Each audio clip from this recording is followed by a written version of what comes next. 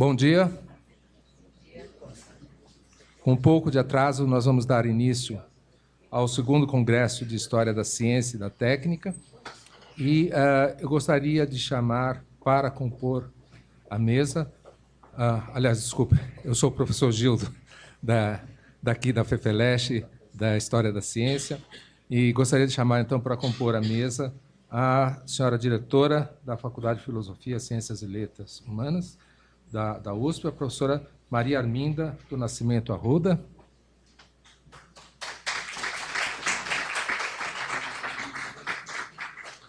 E representando a Pró-Reitoria de Pesquisa, a professora Ana Paula Magalhães.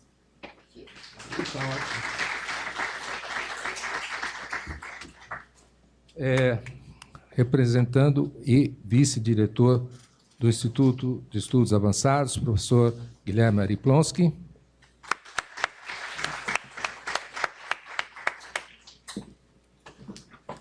Representando a Universidade Mackenzie, o professor Ítalo Cusso.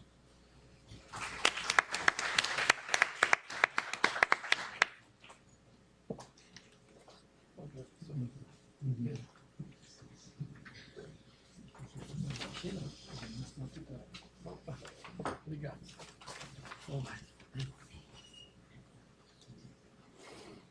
Muito bem. Então, eu convido a professora, senhora diretora da Faculdade de Filosofia, Ciências e Letras Humanas, a fazer a sua saudação aos congressistas. Muito bom dia. Não sei se está... Tá ligado da professora? Vocês estão ouvindo? Está ligado? Tá. Obrigada.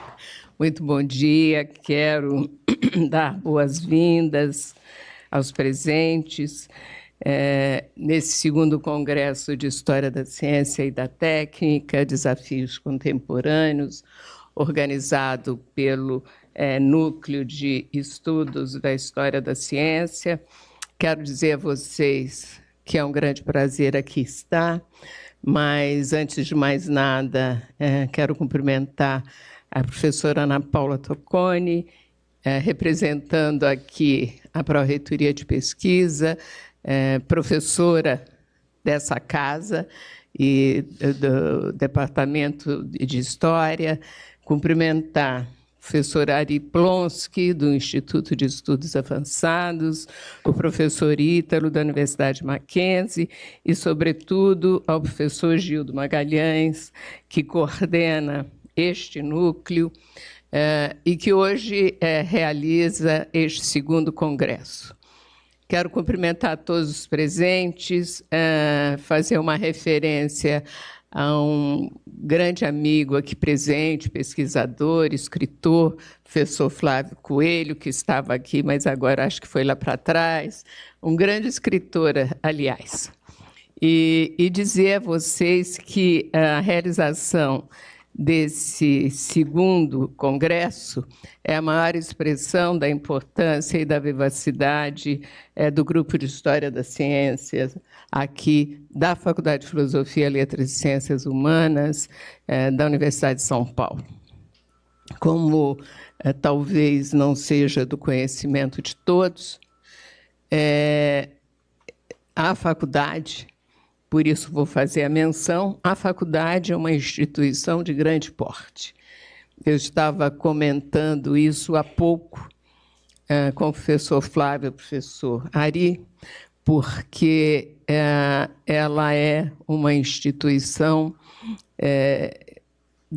cujo volume, né, é muito expressivo. Nós temos, com os alunos de extensão, mais de 16 mil alunos. Isso é porte de universidade. Varia um pouco, né, o número, mas em torno de 460 professores, além de funcionários. Funcionários nem são muitos, são 300 e poucos funcionários. Porém, passa pela faculdade um número expressivo, e isso é praticamente diário, de convidados fora da nossa instituição e também do exterior. Ser diretora, e eu sou socióloga, né? Eu não sou da área de história. Ser diretora de uma aproximação. Só por aproximação, inclusive afetiva. Eu sou casada com um historiador. E ser diretora de uma instituição desse porte, é claro que demanda muito, mas cada vez que eu venho a encontros como este, eu fico com o coração muito alegre, porque é a expressão da pesquisa dessa instituição.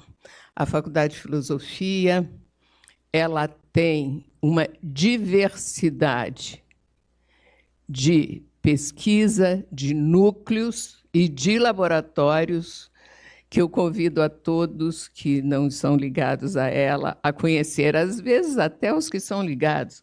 A gente mesmo não avalia o porte, né? Eu mesma, professora já há anos dessa instituição, há décadas nessa instituição, só passei a conhecer melhor e a cada dia descubro uma nova faceta da nossa instituição depois que virei diretora.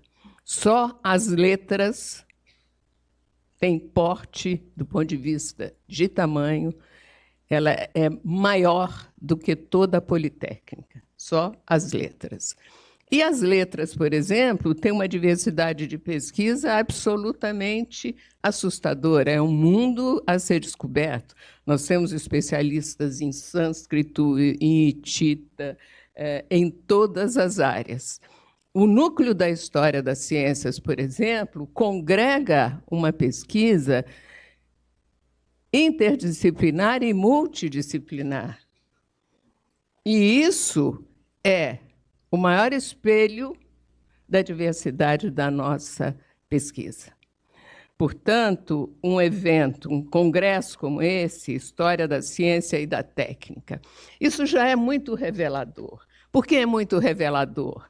São professores, pesquisadores de uma instituição como essa, que tem, que era a antiga Faculdade de Filosofia, Ciências e Letras, que constituiu a Universidade de São Paulo, né, que depois da reforma universitária, por exemplo, a matemática lá do Flávio, saiu, ela estava na Faculdade de Filosofia, virou Faculdade de Filosofia, Letras e Ciências Humanas, né, só nessa faculdade, num curso da história, mas com pesquisas interdisciplinares e multidisciplinares, nós estamos aqui discutindo uma questão central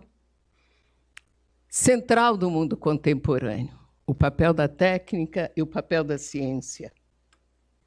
Nós precisamos repensar isso. Nós vivemos um mundo intolerante e de ressurgimento dos fundamentalismos. Quando, depois, sobretudo do século XVIII, mas a partir, com certeza, do século XIX, a ciência parecia que estava ordenando o mundo. A ciência tem que se discutir. A ideia da ciência experimental como ciência neutra é um engano absoluto, não existe neutralidade do ponto de vista do conhecimento. A diferença das chamadas áreas sociais e das humanidades é que o problema é posto como princípio da reflexão, da pesquisa e do conhecimento. É isso, nós não elidimos a questão.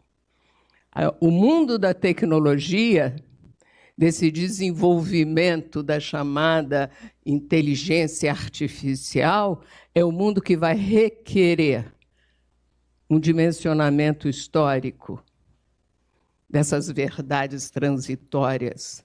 Né? Tudo é transitório na face da Terra. Né? Só a morte que não é. É definitivo. Que é uma coisa que temos que pensar também sobre ela.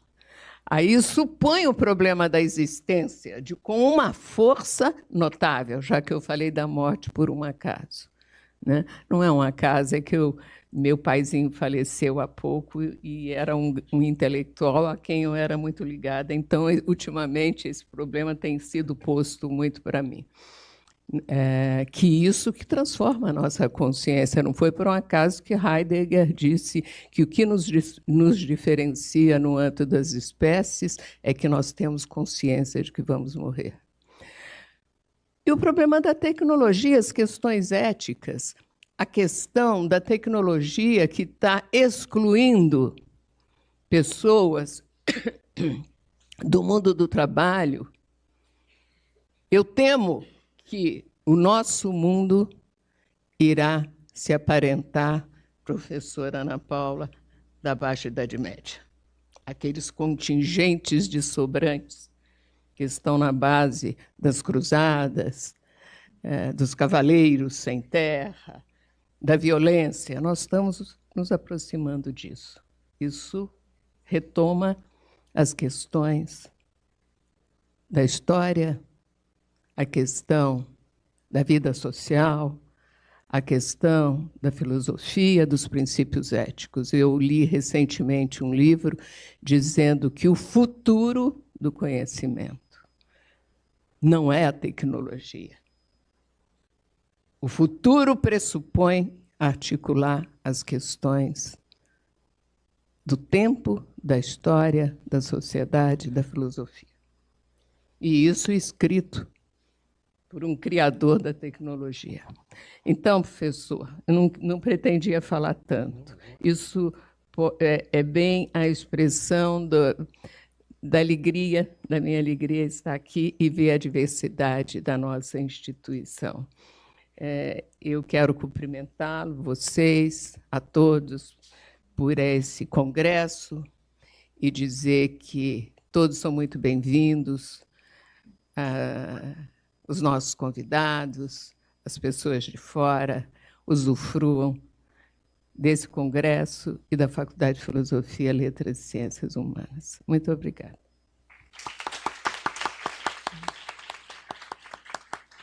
Obrigado, professora Maria Arminda. Passo a palavra para a saudação da professora Ana Paula Magalhães, representando a Pró-Reitoria de Pesquisa.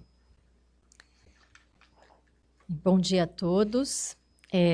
Eu cumprimento os meus colegas desta mesa, professora Maria Arminda Nascimento Arruda, diretora desta faculdade, professor Guilherme Ariplonsky, do Instituto de Estudos Avançados, com o qual nós temos uma interface tão produtiva, e o professor Ítalo, que acabo de conhecer, e é um grande prazer recebê-lo aqui, muito bem-vindo.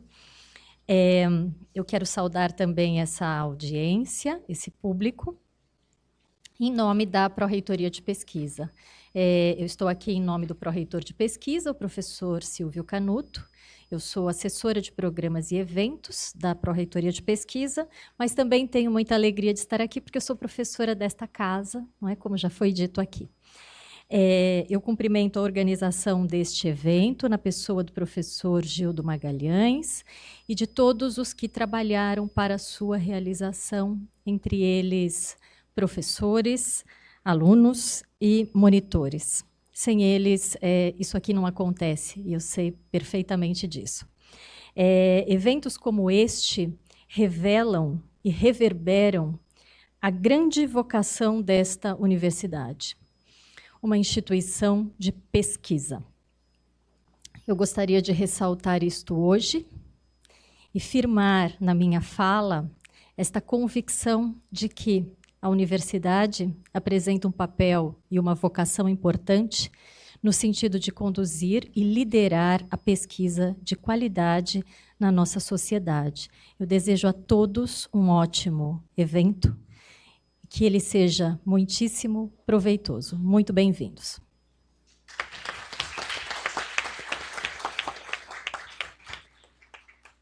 Passo a palavra ao meu colega e professor Guilherme Ariplonsky.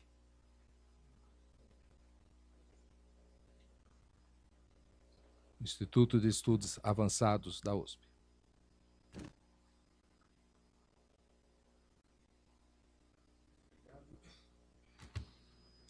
Muito obrigado. Minhas primeiras palavras são de alegria por estar na FEFELESH. Eu sou, nesse período mais recente, vizinho, inclusive físico, né, porque o IA está aqui pertinho, mas sou admirador da FEFELESH desde o tempo, quando eu era um bocado mais jovem, em que, por circunstâncias não vem ao caso, eu tive o prazer de conhecer o professor Eurípides Simões de Paula, que foi um bocado de tempo lá para trás. Na verdade, a origem é que eu sou judeu, o rabino da minha comunidade, Rabino Pincus, que foi o criador do curso de hebraico aqui. Ele era muito próximo ao professor Eurípides, e o professor Eurípides foi o que, de certa maneira, abriu a Universidade de São Paulo ao curso de hebraico, e, enfim, eu era meu molecão ainda, mas acompanhei esse espaço que sempre foi muito admirado, e por uma, talvez, por uma sincronia, o sincronismo junguiano, na hora do almoço, tem uma reunião com duas professoras do Centro de Estudos Judaicos para ver se a gente consegue ajudar a revitalizar. Então, minhas primeiras palavras, como disse a professora Maria Arminda, querida diretora, são de alegria por estar aqui nessa casa, que também é a casa, eu sou de formação politécnico e do IME, mas eu me sinto também como estando na minha casa aqui. Eu cumprimento a professora Ana Paula e já observo que a professora que representa aqui a Pró-Reitoria de Pesquisa, e de fato somos muito gratos à parceria que já vem de um tempo e é reforçada nessa gestão, e a professora Maria Arminda, a professora Ana Paula já nos deu alguns recados naquele workshop estratégico que nós temos em conjunto que preparar sobre inteligência artificial. Então já... Mas, enfim, como está sendo preparado em conjunto por alguém que vem de uma área mais tecnológica e de uma área chamada de humanidades, acho que teremos, espero, né, a clarividência de colocar as múltiplas facetas.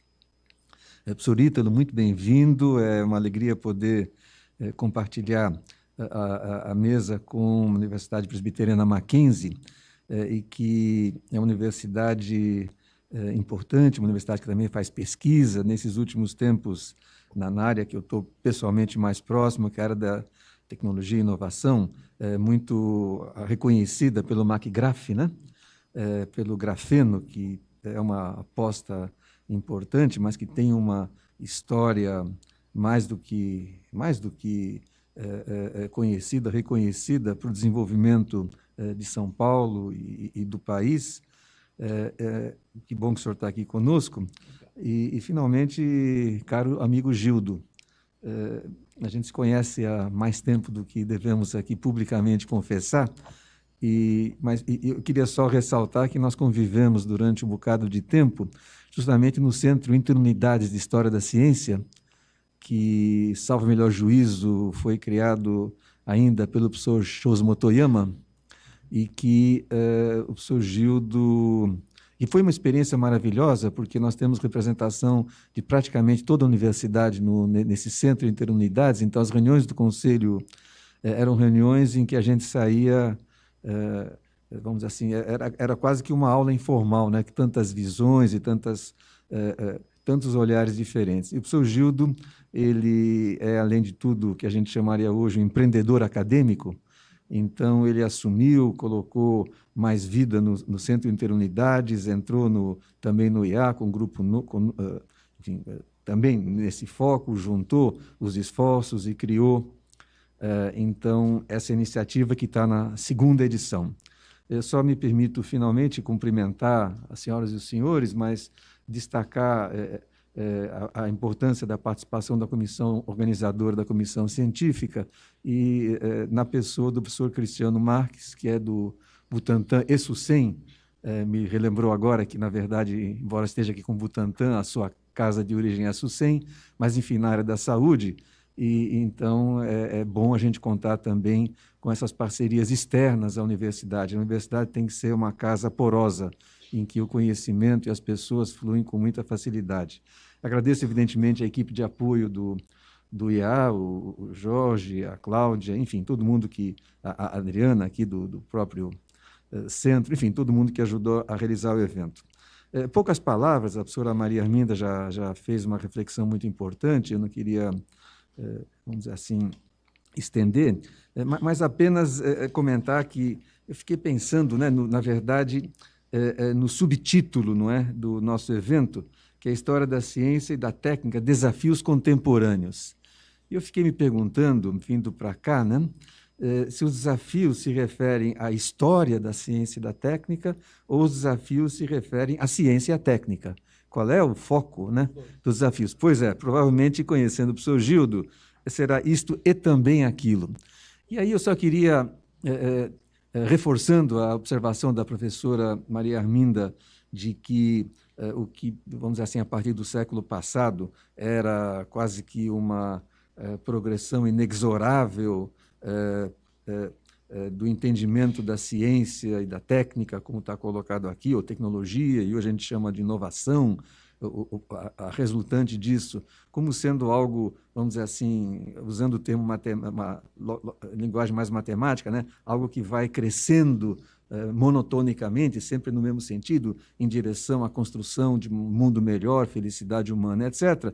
Hoje está fortemente questionado, e alguns dos temas serão tratados aqui, mas eu só queria dizer que, na verdade, já que nós estamos aqui no auditório História, né, do Departamento de História, professor Eurípides Simões de Paula, etc., etc., só me aventurar a comentar, aproveitando a menção também à professora Ana Paula, da Baixa Idade Média, que esse assunto também, ou essa percepção, não é, de que ciência, técnica, tecnologia, ou como chamamos hoje, inovação, tem várias facetas. Ela, na verdade, não é recente.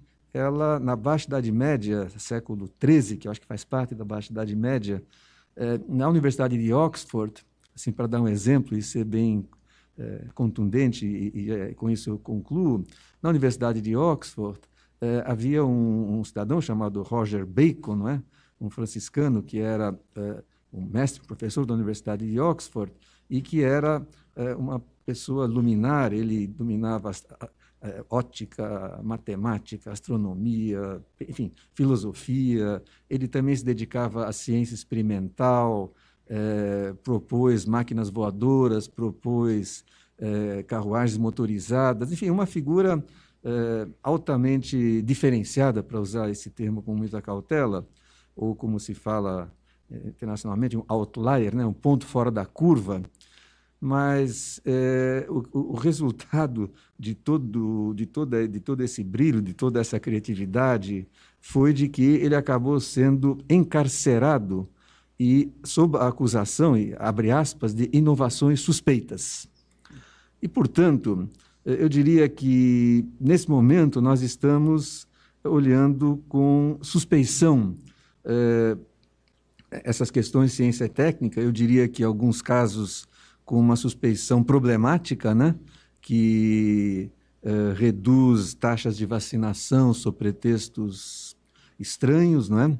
Que olham o mundo como... Por que o mundo tem que ser redondo? O mundo, na verdade, é plano e, como alguém comentou, felizmente temos um ministro que é astronauta, né? E, portanto, ele pode dizer, inclusive em Brasília, para certas pessoas, eu estive lá, eu vi, e o mundo é redondo mesmo, não é? Enfim, mas eu diria que essa suspeição, ela também tem os dois lados. Tem uma suspeição saudável, como a professora Maria Arminda colocou, de reflexão, mas às vezes é uma suspeição que pode gerar regressos enfim, e perdas, né, para avanços que a sociedade sim teve com ciência e técnica. Portanto, essa denominação que foi dada, né, especialmente no subtítulo Desafios Contemporâneos, acho que é muito oportuna. Eu cumprimento mais uma vez o professor Gildo, e na pessoa do professor Gildo, a todos e a todas que ajudaram na organização, e reforço o desejo de que tenhamos 3 dias, né, o tríduo, né, que não é momesco, mas é um tríduo de discussão sobre ciência e técnica, desafios contemporâneos, muito frutífero.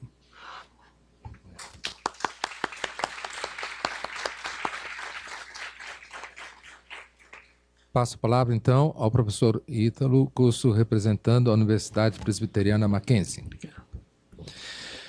Bom dia a todos, bom dia a todas.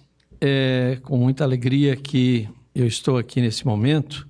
Quero agradecer, primeiramente, a pessoa da direção, né, a diretora da Faculdade de Filosofia, Letras e Ciências Humanas aqui da Universidade de São Paulo, a doutora Maria Arminda do Nascimento Arruda, em nome da qual eu cumprimento a mesa, cumprimento a comunidade da FEFELESH, cumprimento a comunidade da Universidade de São Paulo. Quero agradecer também a pessoa do professor Dr. Gildo Magalhães, organizador deste evento, não é? Ele é o diretor do Centro de História da Ciência. Agradecer pelo convite que nos fez em sermos parceiros neste evento da comissão organizadora. Para nós é uma honra. E quero deixar claro aqui que eu, particularmente, quero compartilhar das palavras da doutora Maria Arminda, da utopia da imparcialidade da ciência, não é? A ciência realmente, quando nós trabalhamos com a ciência, ela é bastante importante. Eu, que venho da área das ciências naturais, eu sou físico de formação, mas depois me encaminhei para a área de ciências humanas, e eu costumo dizer que eu fui um perseguidor das ciências humanas enquanto era estudante das ciências naturais. Não é? E veja como é o mundo, né? E eu costumo dizer que, como o apóstolo São Paulo, eu caí do cavalo para poder acordar, não é?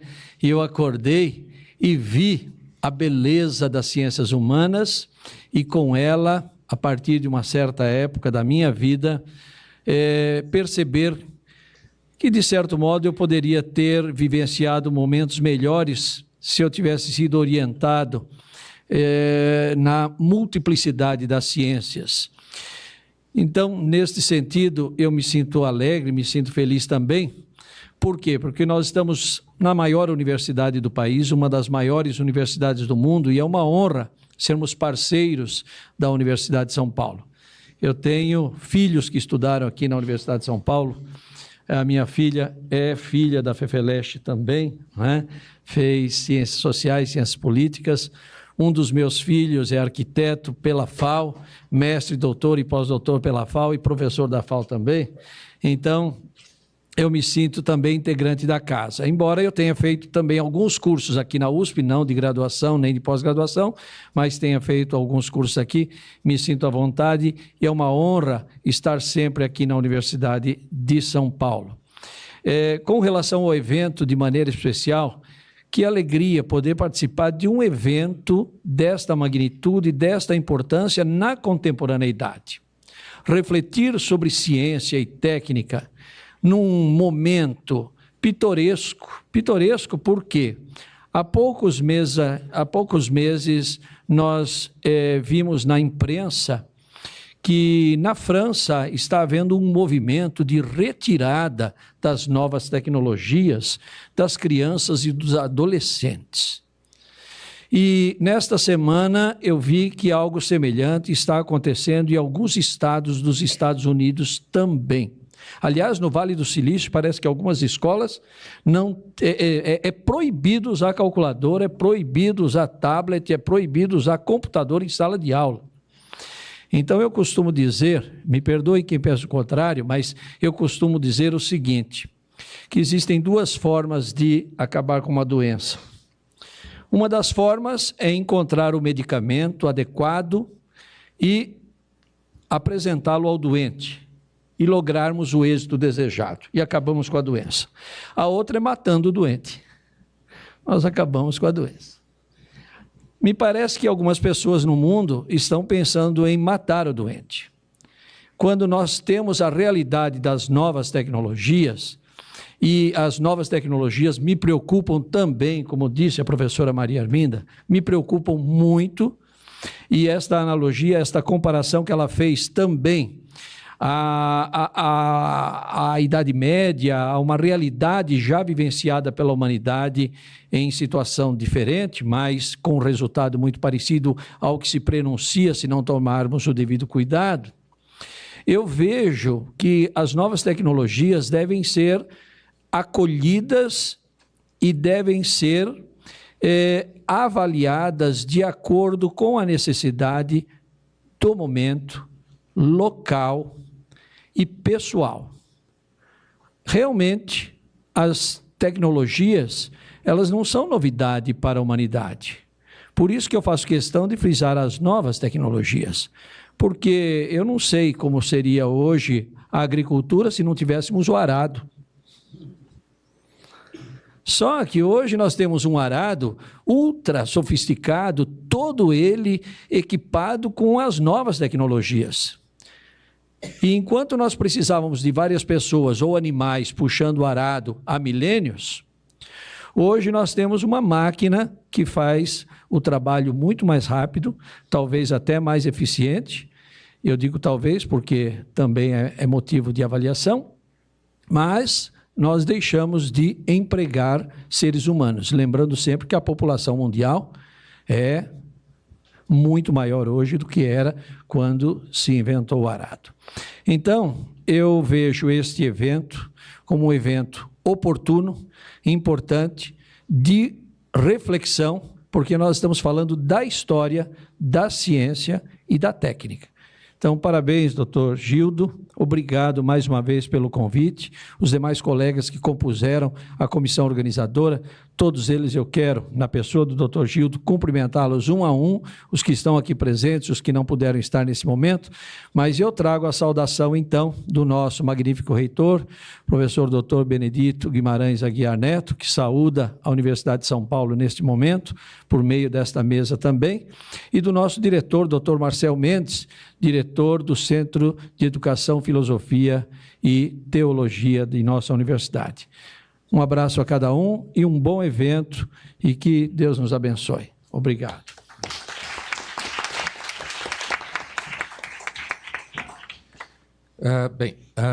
Eu só queria lembrar que foi mencionado, o professor Eurípides foi quem trouxe a história da ciência para esta casa, tempos atrás, e que possibilitou, então, ser criado, na gestão do professor Goldenberg, o Centro de História da Ciência, que está hoje organizando este evento. Nós somos muito poucos professores, somos só 3 professores de História da Ciência em toda a USP. A rigor, temos, porém, muitos mais simpatizantes entre as várias unidades que nos ajudam, porque compreendem a importância da história da ciência e da técnica. Então, eu só gostaria de agradecer aqui o apoio que nós tivemos da Pró-Reitoria de Pesquisa da USP, a Pró-Reitoria de Graduação, a própria Faculdade de Filosofia, Ciências e Letras Humanas, o Instituto de Física, na pessoa do professor Ivan, que está aqui, a Universidade Mackenzie, professor Marcel Mendes, que também foi mencionado pelo professor Ítalo, agradecer também o apoio da FAPESP, muito importante, e a parceria que temos já mantido com o Instituto Butantan, aqui também representado por vários integrantes, finalmente, a grande parceria que nós temos com o Instituto de Estudos Avançados, aqui já também presente nesta mesa, e não posso esquecer de agradecer aos funcionários do Centro de História da Ciência, Adriana e Gustavo. Gostaria também de agradecer os alunos de pós-graduação, são diversos, são todos da área de História da Ciência, e queria também lembrar que tivemos e estamos tendo um grande apoio de alunos da graduação monitorando este evento. Além da USP, com várias unidades do campus aqui da capital, tivemos o apoio e a presença de representantes da USP de Ribeirão Preto, São Carlos, Piracicaba, e também tivemos o apoio de professores da Unicamp e da Universidade Federal do ABC. Então, a todos, nossos agradecimentos e agradeço a presença de todos vocês aqui nesta manhã, esperando que possam participar das várias sessões temáticas, mesas redondas e conferências que vamos ter. Como nós achamos que a junção de humanidades com ciências naturais é muito profícua, nós vamos, então, encerrar a mesa, mas, em seguida, teremos um concerto feito por um quarteto oriundo da ECA. Então, muito obrigado a todos. Estão convidados a permanecer, se puderem, no concerto.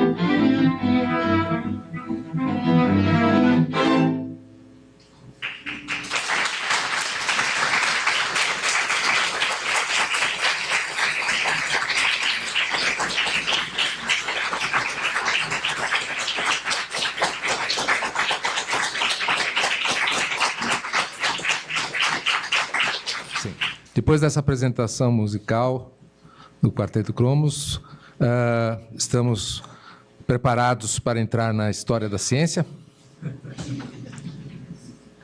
Ok. Eu só queria dar primeiro um aviso, melhor dois. Essas partes gerais, elas estão sendo gravadas e estarão depois disponíveis no YouTube. O segundo diz respeito a um aviso que também está colocado aí no caderno de resumos, que os trabalhos que forem apresentados durante o Congresso, seja em sessões orais, seja em sessões de postas, se depois forem formatados como artigos mais longos, eles podem ser submetidos às duas revistas que o Centro de História da Ciência está mantendo, que são a revista Cronos e a revista Inteligere. E aí, então, nós estamos dando uma chamada para que isso seja encaminhado até o final de junho. Ok? Muito bem. Então, nós vamos ter agora a primeira conferência, a conferência de abertura do Congresso, e eu vou convidar aqui o professor Mário Tadei para que faça a sua conferência.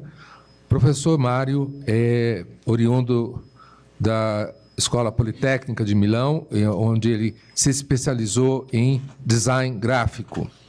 E ele tem feito muitos trabalhos envolvendo computação gráfica, especialmente Leonardo da Vinci, mas não só. Ele também se dedicou a alguns outros assuntos. E isso é muito oportuno porque este ano, como é sabido, se comemoram 500 anos da morte de Leonardo. Como vocês vão ver, ainda temos muito, mas muito a descobrir sobre este assunto. Então, com vocês, professor Mário. Hi, I will speak English. You will understand me? Everybody? Okay, thank you. So, I'm happy to be here. I will show you something, and I will show how I used modern technology to study Leonardo da Vinci and also to understand his codexes, but the most important part of my job is try to find a way to communicate this science, this history to everybody, not only the adult people that are used to read books and they are able to study, but the main important things for me is how to communicate to children, our children, the passion in science and history. At the beginning, the lady, the director, I think she was the director, right? She said that today we have too much technology. It's true. People are getting more stupid with technology, and you know what I mean. Today, you don't need to remember where is your street because you have Google Maps. The more technology we have, if we don't use it well, we'll transform every human being a more stupid human being, and you know about what I mean. So it's your job it's your job to try to understand how to use technology for the human being and not to be used by technology. So I will show you who is Leonardo da Vinci. Everybody knows about something about Leonardo da Vinci. You know who he is? The main stuff is that in these days is about 500 years from the death of Leonardo da Vinci. Leonardo da Vinci for sure is one of the most famous men in the earth. Is very famous. Every part of the world knows about Leonardo da Vinci. Unfortunately, someone knows it because of the Da Vinci Code, the movie. You have seen the movie Da Vinci Code? You laugh, but it's true. Half of the Americans know about Leonardo da Vinci only through that book and through that movie. And half of the children that use it, for example, to play video games, you know what I mean, they encountered Leonardo da Vinci when they use computer graphics, video games. There are a lot of video games that I won't tell you about that. But the main problem is that why Leonardo da Vinci is so famous? And believe me, it's a strong brand. It's something extremely worth for all the humanity. I mean that it's so famous that everybody thinks he's the most important human being, maybe the most important scientist, the most important author and artist. For example, here it is. If I have to ask you why Leonardo is so famous, what is your answer? Mona Lisa? Last Supper? And then what? Please help me. It is an interactive conversation. You have to answer me. The Vitru, oh, the man with the 4 legs and 4, here it is, I'll show you.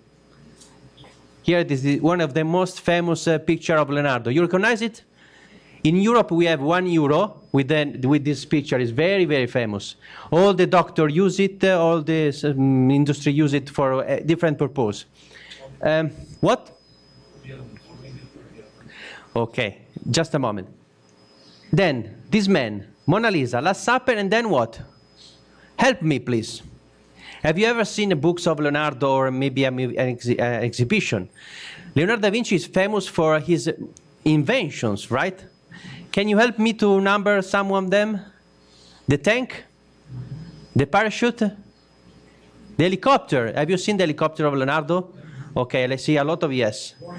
War machine, yes, but what war machine, for example? Catapult. Then the chariot with blades. And then what else? Help me, let's count to 10. Tank, okay. That device that puts water from bottom to the top. And then what else? Parachute, device to walk on the plane. The fly machine, right? It is a yes or is a no? Okay, I'll show you. So, Mona Lisa for sure is the most famous object of Leonardo da Vinci. Think about what is the Louvre without the Mona Lisa? The problem is that it's very sad because maybe the Mona Lisa is worth all the Louvre. And believe me, Mona Lisa is nothing in comparison of what they have. But the problem is that people stay in line for 4 hours waiting to reach the Mona Lisa. They have masterpieces around them, but they don't look at them. Just 4 hours to get in front of them of a black screen. They make a selfies with a horrible photos because it's impossible to see the real Mona Lisa because it's far away, there is not light, there is no light, and so on. If you use the flash, you will have a blank photo. So it's very stupid, but people do love to do that. I don't know why, but they love to do that. So how many paintings Leonardo painted? He's the most famous painter of the world, I think. Michelangelo, of course, but the Last Supper, you know what it means, Last Supper? Okay. Is one of the most famous religious object. How many paintings Leonardo did? 15. Which one? Not the number. Which one? Number. Name it. Number. No. The name of the picture. Okay. Last Supper. Mona Lisa. Virgin of the Rose. Right. He's a boss. You don't have to speak anymore. Saint John. Yes. Help me, please. So the main problem is that Leonardo da Vinci did not do too much paintings. Common people does not know not more than Mona Lisa and Last Supper. Why people think that he's a master, but he didn't paint so much? Michelangelo made a lot of more. Here it is. All the famous invention of Leonardo you find in almost all books of the world. We named that before, right? He invented everything, apparently. and people believe it. And when I was young, I buy some books. I believe in books, and I believed in exhibition. But I'm sorry to tell you, all this is a fake news. It's not true.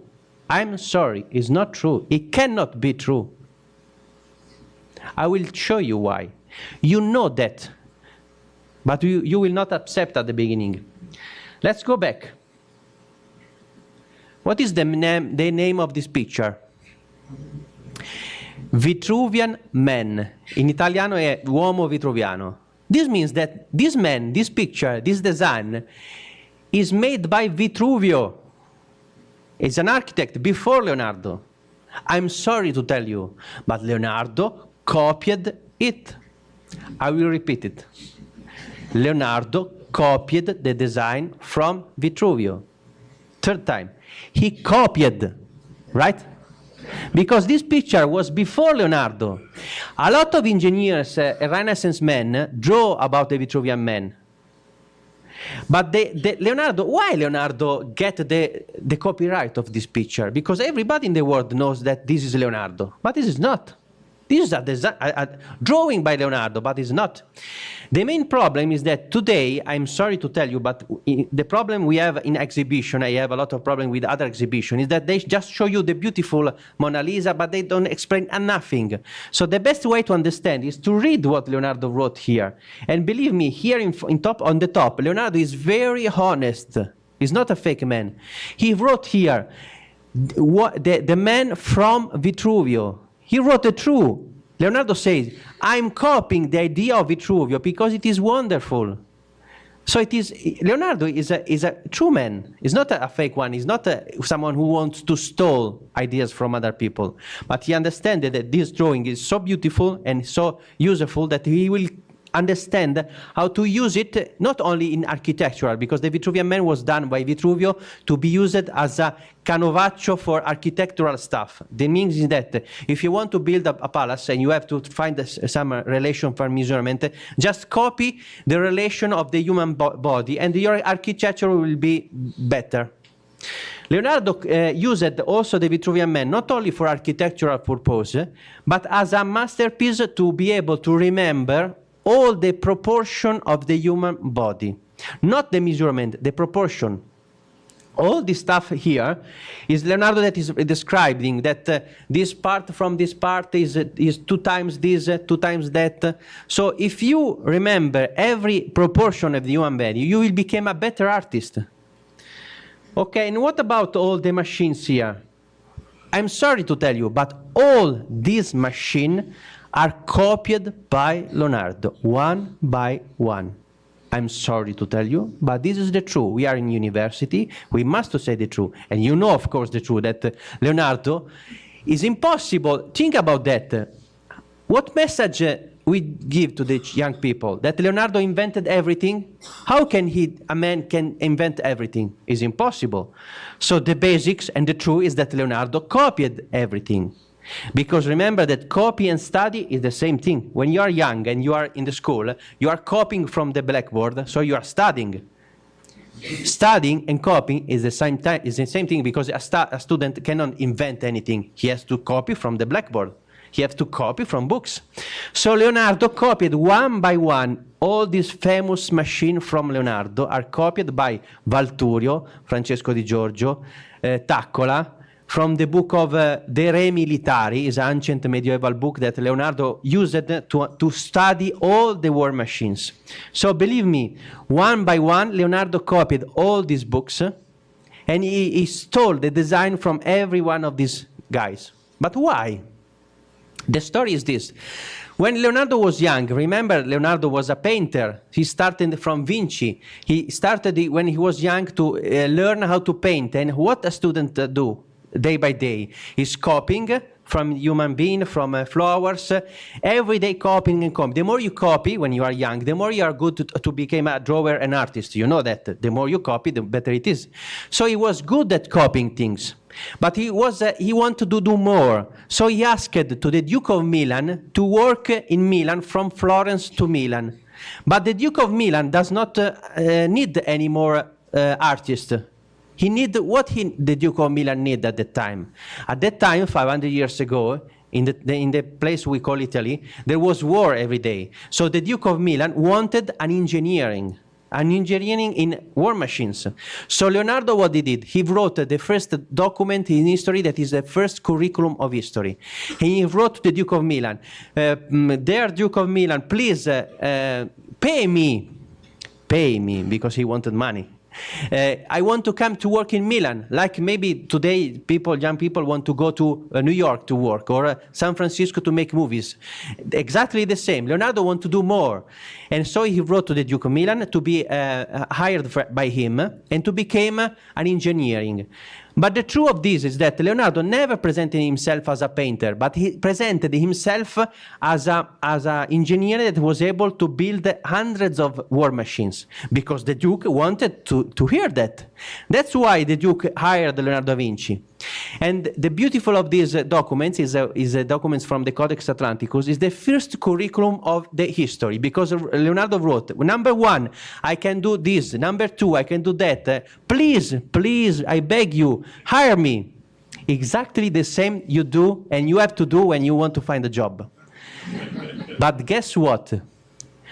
Leonardo did something very weird, very strange.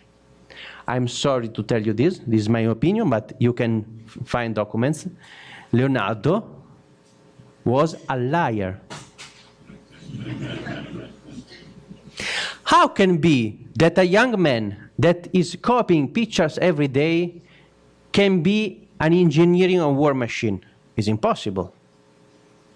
He was young, but he was very smart. So when the Duke hired him, what he did? He's not stupid, man. So what he did? You do a curriculum to be hired from New York, the best Hollywood movies, but you fake your curriculum. I am able to do this, that. So they will hire you. But then what you have to do? You have to study a lot. So Leonardo in Milan begin to study night and day, study. That's the first rule of Leonardo to become Leonardo da Vinci. Study a lot. So he get books from Valturio, he get books from every ancient medieval stuff, and he started to copy and study every machine. Guess what? The beautiful of this story is this. Leonardo was an artist. He learned to draw perfectly. So when he copied from medieval books to his new design, he improved the design. He made the picture much more beautiful. Look at here. This is a classic medieval picture of a fantastic war machine. Okay, maybe it's not also true. Half of these machines are fake machines, just like movies. Half of them are good inspiration for a design. So Leonardo, what he did, while he was copying these pictures, I'll show you here, for example, he improved the design. So look at there. On the left, there is the ancient tank. And on the right, Leonardo, he improved the design, adding smokes and bodies. So he add arts to mechanical drawings. So these are boring design. These are masterpieces because Leonardo added some artistic way to explain them. So Leonardo, I think that he was the first designer of history because he mixed art and engineering together for the first time. That's why he stole all this design. Why this picture is so famous? Because this picture of the Vitruvian Man is one of the most beautiful pictures of the many Vitruvian men that are very ugly in front of this. This teaches you something very sad, but true. If you want to succeed in life or in the work, you need to study, to copy, and you have to present things much more better than the other guys. If you present a design that is not yours, maybe you stole the design or a book or whatever, but you wrote it better, you present it better, you became the owner of that things. I'm sorry, but this is the history. Leonardo explained this. Think about all the problems with the copyright of Leonardo da Vinci. It's a very huge problem. Let's go on. So what we have today? My work is to study the Codex of Leonardo. How many Codex of Leonardo you know about that? There is the Da Vinci Code. that does not exist, right? But have you ever seen a real Da Vinci Code? Yes or no? He saw that. Yes. How big it is, a real Da Vinci Code? Windsor Castle. Yes, good, right. I show you, maybe people will not echo. Okay, this is one example of the many real Da Vinci Code. And I'll show you another one. This will be a surprise. Because Leonardo did several Da Vinci's codes, not only one. He made a lot of books. I show you, this is one of the most, what I like it. Can you see that? It's very tiny, it's little. What you have in your pocket, tell me the truth, all of you, what you have in your pocket? The smartphone, okay? All of you have smartphone. This was the first smartphone of the history. This is very important to tell to the young children and people that study. Why?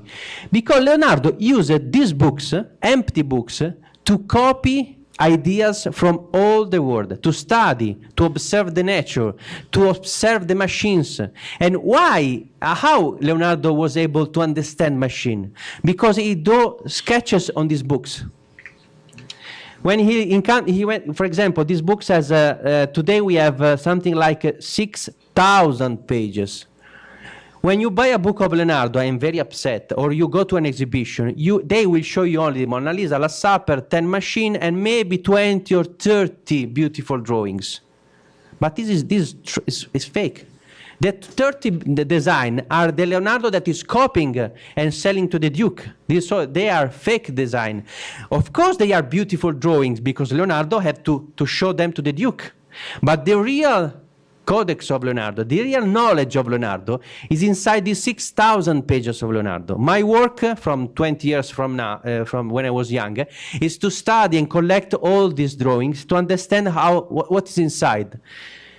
The problem is that all people knows about the Codex Atlanticus, the Codex of Bill Gates, but Bill Gates just have 36 pages.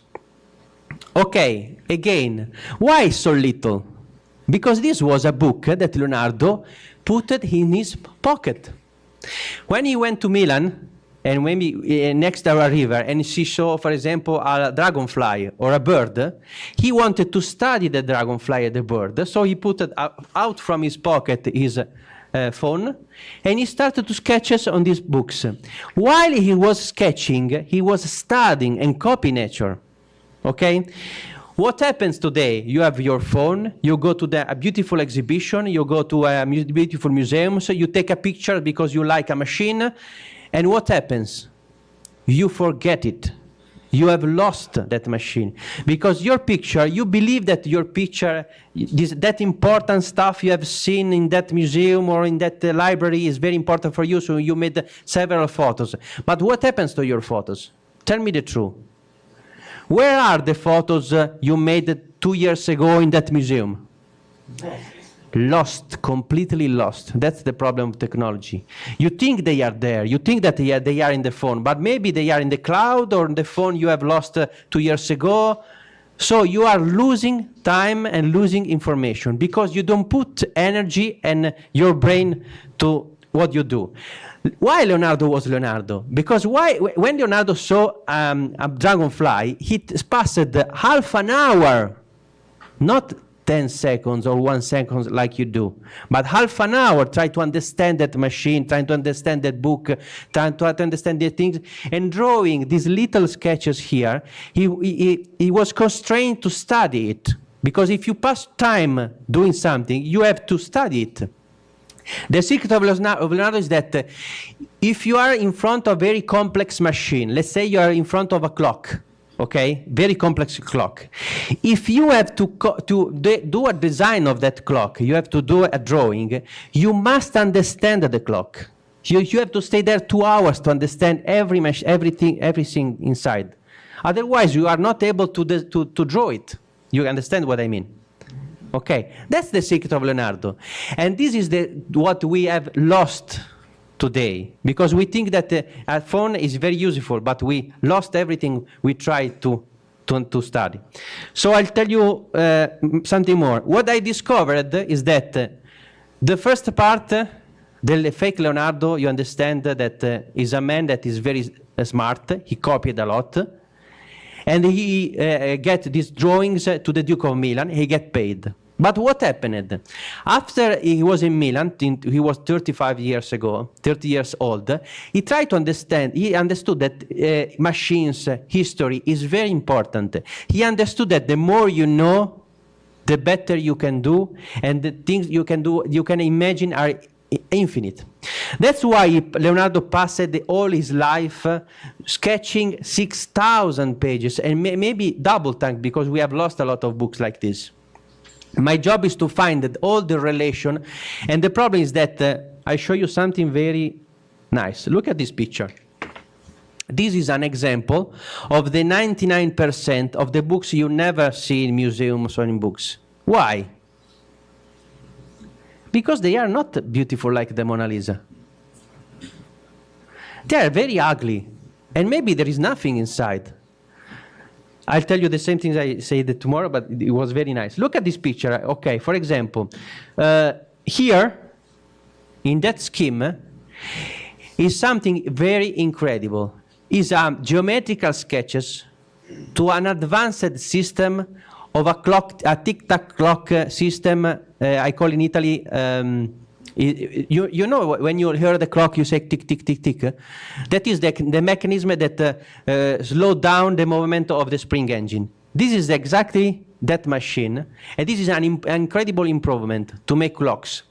If you go here, for example, on the top, can you see here? Look at here, what you see in these little sketches. Can you see here? It's a join, leg, right? Can you see that join? Okay, look at here. This is a human knee, okay? What happens, Leonardo, remember that Leonardo wrote from right to left, because he was left-handed, right-handed, sorry, left-handed. So he continued the design here. What do you see here? Can you see? Leonardo wanted to transform the human leg in something mechanical, with a mechanical joint. And what happens in the third part? Can you see here? We have a rope connected with a wheel. So in this three spot, 1, 2, 3, is the idea of Leonardo to build a robot, an android. And here, can you see here, now you can see something very nice. Can you see an android, a robot leg here? So step by step, all these stupid sketches became, to me, very important. Here there are more secrets than the Last Supper or the Mona Lisa itself, in only one picture of Leonardo of the 6,000. My job is to find all these clues using Photoshop and computer graphics to divide the pages in this way and to try and to understand what these devices are. These devices are not final design, are not ready to market objects, are just ideas.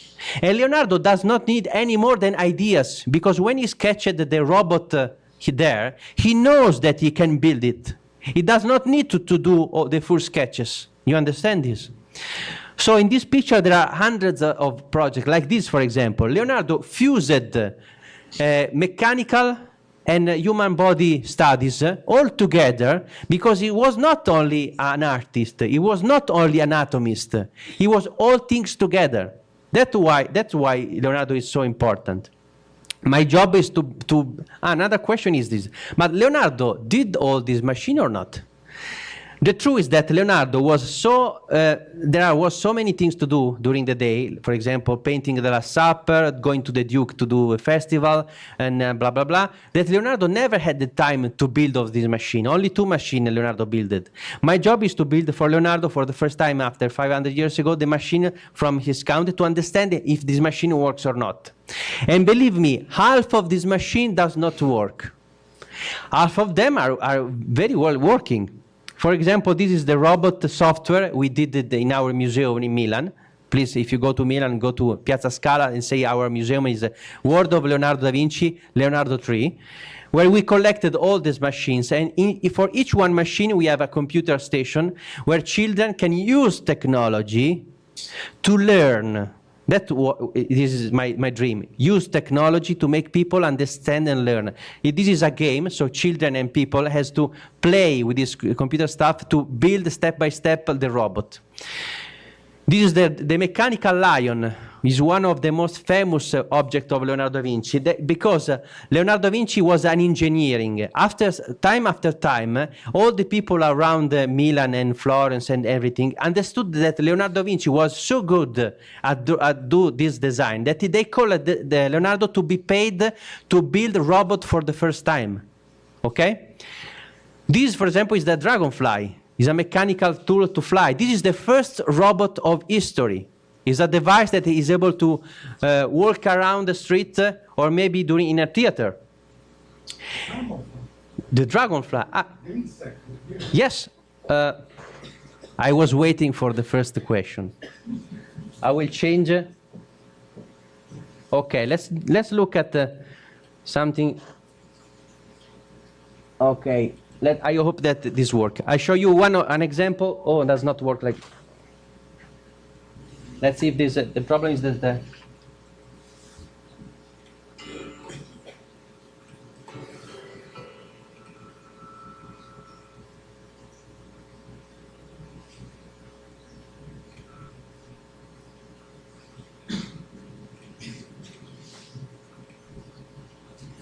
Can you see that now? I have a problem with your projector. It's not full HD. You have to buy a full HD screen. Okay, can you see that? Okay. This is an example of a codex, something like this, okay? Leonardo made hundreds of these, not only one. I show only one. This is, for me, is the most important book of Leonardo, because this book was made by Leonardo exactly when he went to Milan. Okay, let's open this book. For the first time, we can see a real Da Vinci book. About the dragonfly, here it is. In this page, there is something very strange. There is a dragonfly. Remember that Leonardo was an artist, so he was good at drawings. But for the first time, this dragonfly here is not a drawing for art purpose. Because next to the dragonfly, there is a flying fish. And on the top of this book, there is a butterfly. What they have in common? They fly. So here Leonardo is not drawing beautiful design or beautiful paintings with animals. No, Leonardo is trying to understand what is the technique behind all these different animals that are able to fly, because Leonardo understands that if you know the nature, if you understand the nature, you are be able to create everything. The second secret of Leonardo, the first one is to study and study a lot and to copy. Second secret is that to get inspired by the nature. This is the biggest things about Leonardo, because Leonardo understands that after you study everything and you are ready to invent something new, if you want to get inspired, just look at the nature around you. You will find something.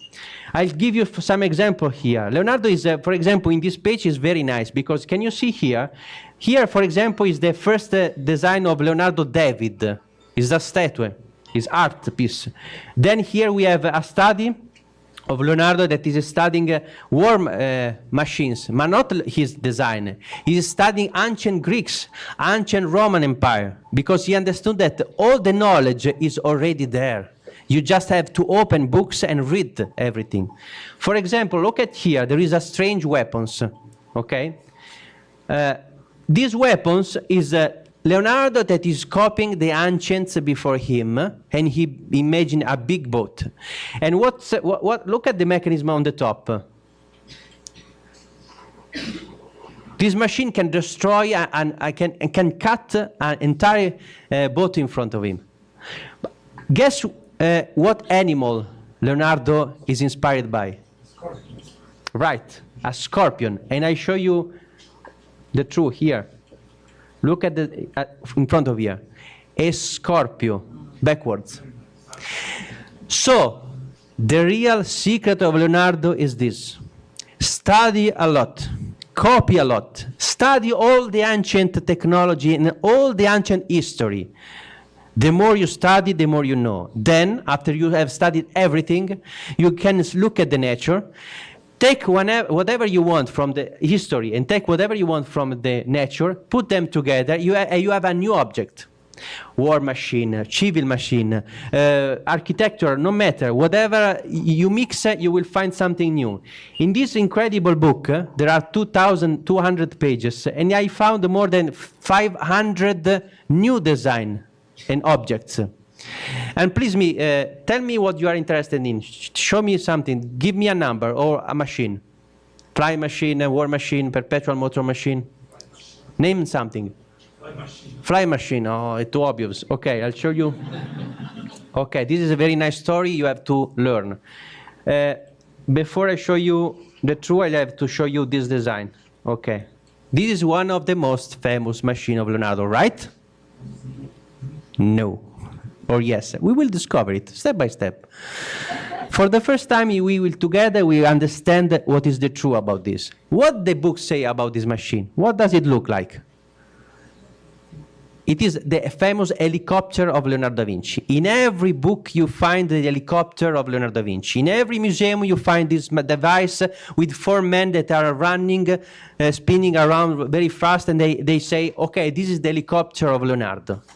I believed in that when I was young. I made some books of Giunti, famous books that are published everybody in the world. Maybe also here you have some of my books in library. I hate that books because I wrote stupid things. Because when I was young, sorry to tell this, but I believed in my masters. I believed in my scholars. I believed in my teachers. Then I copied them. But by copying my teachers and I did a lot of mistakes because I was doing a wrong thing. The wrong thing is that not reading directly Leonardo. I trusted books. I trusted museums. But what I did wrong I had the document there, and I didn't read it. So the truth of this machine is written here. The secret of this machine is here. And believe me, it is very nice because Leonardo wrote here, this is not an helicopter, this is not a flying machine, this is an experimental thing. It's a mental experiment object, very important for the history of the science. So Leonardo thinks that he saw, at the time of Leonardo, there was that toy that you flip like this and the toy will go up. And Leonardo observed the nature with the leaves of the trees that go falling down in a circle, right? So that things are there in the nature. You have just to look at them and to understand what they are doing. So the secret of this machine is Leonardo is saying, build this toy, little toy, not big. If you want, you can do it bigger, but a little toy. And the engine of this machine is a bended iron. What is a bended iron? Strong bended iron. Spring engine. The only object in the history of the humans before the invention of technology, the only items that can conserve energy was the spring engine, the one you have in your clock. So Leonardo say, okay, build a spring engine and build around this machine. If you want to make it bigger, 4 men are there, but they have to charge the spring. Then they have to go away, otherwise they will die. This machine, if you build this machine and 4 men that goes up, the men will die because there is no possibility to survive. And think about these stupid things. How can 4 men running on the machine goes up? What they are running on what? There is no ground on the machine. So this machine is a stupid machine like they did for several years in the museums. I'm sorry for that, but this is the truth. I believed in that, but then I wrote Leonardo. So the idea of this machine is that after you charge the spring, this machine will be divided into pieces. The strength of the spring will make this machine goes up. My question to you is, please be Leonardo for 10 seconds. Why this machine goes up and not down? There is no mechanical stuff inside the machine that push this machine up. It just only spinning very fast in a circle. Why this machine goes up and not down? Answer me, please. Kids are very smart. The kids in my museums will answer in 6 seconds. What? Why is going up and not down? It's very simple. You have there, but it's very important for the history of the science. 500 years ago, people of the planets, when you do this like this, what you have here? Nothing, right? Today, we know that here there is air. And we have 1 Pascal pressure. In the space, there is no air. Planes work only because of air. So this is an experimental object to demonstrate that air is there, and you can grab the air to make your screw goes up and grab to the air and goes up. This machine goes up because there is air, so the machine will jump on the air, will press the air. This is the basic of all flying machines after Leonardo. Without this experiment, people cannot understand the meaning of using air to fly. So for the first time, I show you the real helicopter of Leonardo. 4 pages after, because remember that Leonardo wrote from right to left, also the books of Leonardo are done right to left. So after 4 pages, you can see for the first time this project here. This is the helicopter of Leonardo. Can you see there is the cockpit here? There is a man inside that is moving and spinning all the machines. There is also the ladder that you can jump on the helicopter. And look how many here, 1, 2, 3, 4 wings. But this is not the helicopter. What it is, this machine? Remember what I showed you at the beginning? That machine is the mechanical dragonfly.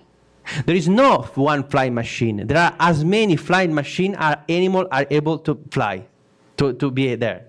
So Leonardo mixed all together, architectural, flying machine, war machine. One of the most incredible machines is here. Or you can stop me and ask me one number or one machine every time you want. Look at this picture. This is very nice because in this documents, Leonardo is going to study the ideal city. Here we have the architectural Leonardo. So Leonardo is here studying a church. Also here something strange, and here a device to clean and make your street clean and shining, using a stone. Like in italiano è una scopa di dura, una specie di kind of device made with stone. You put water on the top, and with this machine you can make it shine your streets. Here we have a secret bridge for your home. You can build this bridge on your home. You can have a little castle in your home. This is a device to make the enemy out from you. Look at this picture here. Can you see it? Help me to understand what this machine is. One of the many things I discovered about Leonardo is when he designed something for himself, he never wrote here what it is. Leonardo never wrote in these books, this machine is for that things or not, because this is not a book for presentation. This is a book for himself. He does not need to tell something about that machine. Here, I believe, is the most important machine Leonardo ever imagined. I have to flip the pages here, and I show these pages. Dan Brown used this page to say that he discovered the cryptex device from Leonardo da Vinci. You know that the cryptex is something, a device, is a safe, but it's all fake, it's not true. I'm sorry for that, but it looks like a device like this, okay? I'll tell you the truth about this. I studied this for a long time. Then I discovered that this machine is one of the most advanced and complicated perpetual motion machine. Leonardo is studying the architecture of his ideal city. One of the most important things Leonardo wanted to put inside the building of his ideal city. The ideal city of Leonardo is not a beautiful village. No, this is a mistake I saw in some museums. Leonardo built hundreds of machines inside the building. This machine was meant to be put inside a building for doing what purpose? For create energy from nothing. Today we are looking for that. because we need it. We are looking for fusion or fission, okay? Leonardo was doing the same job every scientist did before Leonardo and after Leonardo, trying to find a way to create a machine that works himself, is a perpetual motion machine that creates energy from nothing. Nobody have done it, and nobody will do that, because you know, if you study that, it's impossible to create energy. But the idea that Leonardo is trying to do that is formidable. I show you. This machine looks like a giant mill. But the problem of Leonardo is that if you don't have water that is moving, because you know that water is energy, okay? If you don't have water, you build this device and make it 20 meters bigger and put it inside your building. And inside these boxes, I put it in English, you have to put a liquid or bars, or maybe better, a mercury. Half of that. So this machine will start spinning, because the device is meant that every boxes, when it is in this position, it goes straight. When he moves in this position, he will put in 45 degrees. The mercury will go on the left. So we have in this part of the machine something like 200 kilograms more weight that push this machine on the left. And the idea of Leonardo is that this machine will start spinning around, creating free energy. I'll show you something very important. Let's hear this. Can you see here the cracking of the wood? That's the problem. You know about this. All this machine will lose the energy because of the friction. It's impossible to create this machine because of the frictions. Leonardo understood that the problem of this machine was the friction. So he invented here, for example, so that's how the mind of Leonardo works. Always working. Here, he invented this device that divide the friction and the weight by 2, by 4, by 8. So the idea of Leonardo is that with this device I can move things very easily. And guess what? This device will be used in train stations 200 years after Leonardo. But while Leonardo is thinking about this, he thought, okay, maybe I have solved the problem that how to carry a giant cannon. All is linked in Leonardo. Architectural is linked in war machine. War machine is linked in nature. Nature is linked with the ancient Greeks and ancient Roman Empire. So all is together. For the first time, and I think the last time, Leonardo was a man able to collect in his brain all this part of the science. After Leonardo, the science was so deeply that all the people divided. So you are a mechanical engineer, you are an architect, you are a doctor, whatever. Leonardo was the first and the last lamb that collected all these things together, because he understands that all is linked. Tell me a number, please. Give me a number, 1 to 200, 100. 1 from 100? 27. This one. Okay, in these pages we have Leonardo, that is also an architectural man, that is drawing this beautiful church for the purpose to be put in his ideal city. So it is also a church designer. On the left, on the right, we have a device to move water from one point of your village to another point using these mills, automatic mills. Without using any more than just technology that Leonardo had in his time. And think about this, the message for our children is very powerful, because in these manuscripts there are all the things you can imagine are there.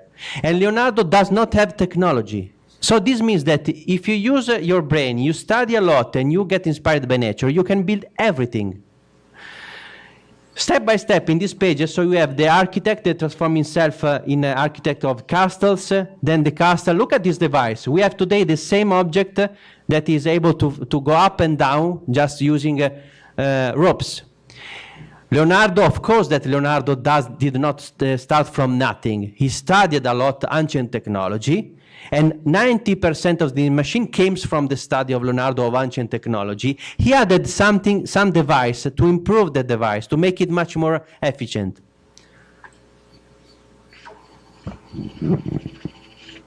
I'll show you, tell me a number, or I'll show you something. A number, a device, what do you like? 37. 37. Okay. We are here in one of the most important page of this book, because Leonardo here understood that to build a castle, you know that the Italian cities are based on the center of the city is a castle, then around there is the city. Okay, so Leonardo is creating something like a Tractatus de Architectura here. He's beginning to make something incredible and new. He decided to create a city with several different tunnels. Each one of these tunnels here, can you see number A, B, C, D, E, F? All these tunnels has a different purpose. Leonardo wanted to create a city like this, where all the waters goes down the city. The ideal city of Leonardo is based on a river, an artificial river you can see here. And guess what this drawing is? This is a very beautiful design. It's not a camp. Leonardo says that if you want to build a new city, you have to get a river, create hundreds of artificial rivers, like a cross. So we have tunnels with water on the top. And on the top of this device, you put your city. The beautiful thing is that Leonardo thinking about something like this. So all the palace of the ideal city on the top, and all the water channels on the bottom. So he created the idea of a subway made with water. Water subway. And this is very efficient, energy efficient, because you know that a boat is very easy to go up and down, because you don't need any energy, just a rope, you pull the rope and you can move free of energy. And so Leonardo invented and understood that if you build these hundreds of different tunnels, you can have water that can clean the city, water to move your boat, water for other purpose, and etc., etc. Okay, I'll show you something more. How much time I have left? 10 minutes? 20. Okay. As you understand, we can go forever with this manuscript, and we are looking only one book of Leonardo. Remember that there are 6,000 pages there.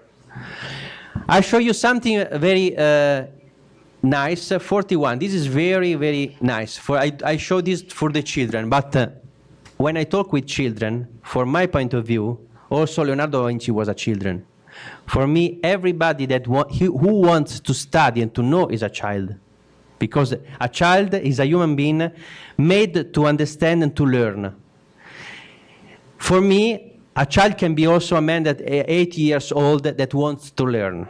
The problem is that Leonardo teaches us something very nice. One of the other secrets of Leonardo is that Leonardo never stopped learning. Today, when children or people finish the school, they say, okay, stop studying, then I have to work. Leonardo never stopped studying. That's why Leonardo is Leonardo. And we have to learn from him. Never stop learning, because the more you learn, the more you can become Leonardo. That is a wonderful message for our child. So, here we have something very, very strange. Leonardo, from my point of view here, Leonardo was studying the ancient Greeks, and also, I don't want to tell you because otherwise you discover the design. Try to help me to understand what kind of device is here. It's very strange. Look at this object here. It's a clock. Here you have a man on a bed. Leonardo says here, I want to build a device that is able to wake me up at 5 in the morning. You laugh, but it's funny because Leonardo invented everything. Think about with your own brain. You are Leonardo da Vinci. 500 years ago, you don't have technology. You don't have iPhone that you put 5 in the morning. You don't have clocks. How can you build a device that wakes you up exactly at 5 in the morning? Okay. Some look at here. Try to read with me. Backwards. Aqua. Aqua. Water. Bravo. He understands. Why he knows that? Because he studied the ancient technology. And he knows that Leonardo, for sure, studied the ancient technology of Arabics man. I think that the first clock device with the water clock is made by the ancient, I don't remember the population where they have the pyramids, the Egyptians, but I don't remember the time. Okay, the ancient Egyptian invented the device.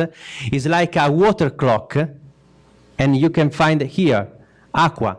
This upside down bottle is the device that ancient technology Leonardo find in books. So you have something like a water tank with a little hole here, and point by point the water will flow very slowly. After 5 hours, the water will be empty here. So this device works in this way. You are sleeping. You put enough water. You have to calculate the amount of water the day before, so you know how much water you have put to then. So after 5 hours, this device will wake up you, pulling up. This is very important because here we don't have any kind of technology, hardware, software. This is a very beautiful message for our children. So if you use your brain, you use simple stuff you can find in your house or in the nature. But you study a lot history of science, you will be able to build this kind of devices. If you don't study, you will never be able to do that. Okay. Here it is for something incredible I found from my point of view. If there is an architect here or not. Okay, look at this. These are beautiful things. Leonardo is a man that does not wrote a lot of things. He designed with beautiful drawings, all concept and all different art concept together. So Leonardo here designed a shape of a section of a room and a window. Leonardo say to you and to himself, how can I made or shape the window to be able to get more light from outside? This incredible idea came to Leonardo in mind, and the answer is made by just drawings, without making calculation or writing hundreds of words. No, just with a simple drawing. So, can you see here there is, this is the light that enters your room. And these two lines is the amount of light you have in your room, right? So, if you shape the angles of the window in this way, you have more light coming inside, and the more light you have, the better is for your room if you don't have energy. Today we forgot this way of thinking. So Leonardo, without using any kind of energy source with technology, was able to understand how to shape a window to get more light from outside. This is very nice. Using the same glass, for example, or the same shape, just moving around here, you can have 2 times more light, because the light, you can catch lights also if it is on the right or on the left. So Leonardo was the first man who invented the drawing technique, the design, to be able to build things and to understand things and to make a mental experiment, just using drawings and imaginary. Remember what I told you about the ideal city and all the devices inside the buildings? Okay, look at this giant pump here. This device is very nice because you have something like, this device maybe is 20 meters height. Remember that this device is inside a building, inside our ideal city. So on the bottom you have water. Remember the channels there? Okay, so how can I grab that water on the bottom and put the water on the top? You know that water on the top is energy, okay? So Leonardo invented this device that is a giant pendulum clock. I don't want to say that Leonardo invented the pendulum clock before Galileo, but it was close. Because look at this device. You have this giant boat full of heavy stones. Just a kids can move it for the first time. Then the boat will go up and down, moving these wheels that will connect these ropes that moves this device on the bottom. And step by step, you can get water from bottom to the top, using very few energy. Just a child can move this boat. This device can really work. Maybe at the time of Leonardo was not so easy because of the technology and or the perfection you must have. But today, if we build something like this, it will work. So the idea of Leonardo here is not just an architectural one, but he's a man who can build devices to create energy in the city. This is one of the most incredible objects. So the last one, the last number, and then I will finish. Give me a number or something you like. 62.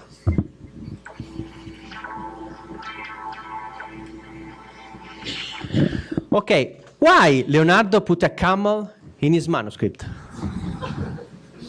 It's very nice, right?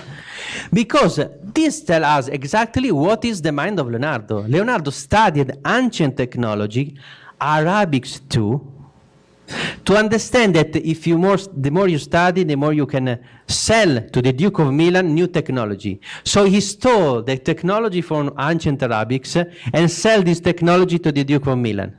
Very nice guy. So this technology is very simple. The device is very nice because Leonardo studied that if you connect a lot of camels with a rope and with a floating device like this, you can create for your soldiers a bridge in a river, a temporary bridge, using just camels. Of course, in Italy, they can use, instead of camels, you will use horses. But the idea is this. And here Leonardo wrote, if you don't have the possibility to have horses, you can use human beings connected with ropes to create an artificial bridge. So there is no end to the fantasy of Leonardo, all because Leonardo studied a lot. This is my final message. I show you something final.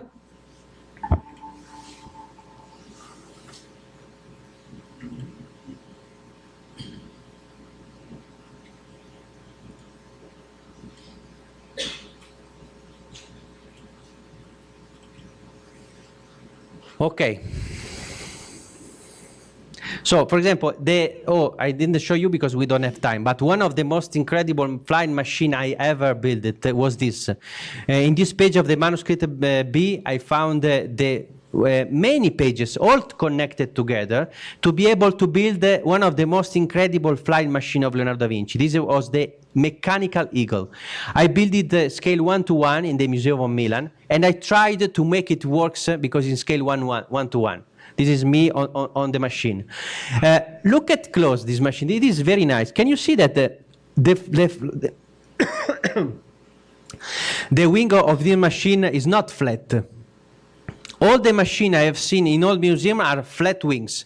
But also child can understand that if you move the wings like this, you will not fly away. Leonardo understands, observing the nature and observing the birds, that the birds have leathers.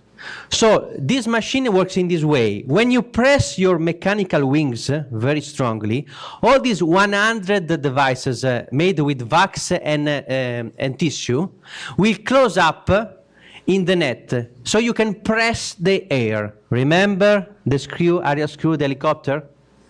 Exactly the same idea. So you can press the air and you can jump on the air.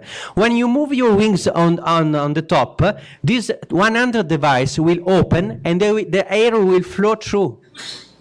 So all is linked, the nature, technology, and everything is linked in Leonardo. So to be able to think about this incredible device. I will finish with these little things that is something very art, is connected with art. This is the Last Supper that we have today. Maybe is one of the most famous paintings of today. I made the same approach of my studies are scientific and technology. I did the same approach with the paintings. A lot of the professors get very upset with me, but I think that is better to understand and to promote the Leonardo that uses tricks and technology and tools to be able to paint like this. Because this paint does not came from nothing. One of the worst things I saw in some lecture, in some museums, is that they present you masterpiece like Last Supper or Mona Lisa as a incredible, how to say, an incredible piece of art. It's like a god. You have to get it as a masterpiece. But the truth is that the Mona Lisa itself, of course, is a beautiful painting, and maybe also Last Supper is a beautiful masterpiece. But if you present the Mona Lisa, think about the Mona Lisa. The first time you see the Mona Lisa, what you are thinking? What you think? What you tell to your child? You are not able to do something like that. Leonardo is the only man who could do that, right? But the problem is that the museums never show you all the 100 drawings before the Mona Lisa. Believe me, before the Mona Lisa, Leonardo had to do hundreds of sketches, and all these sketches are ugly.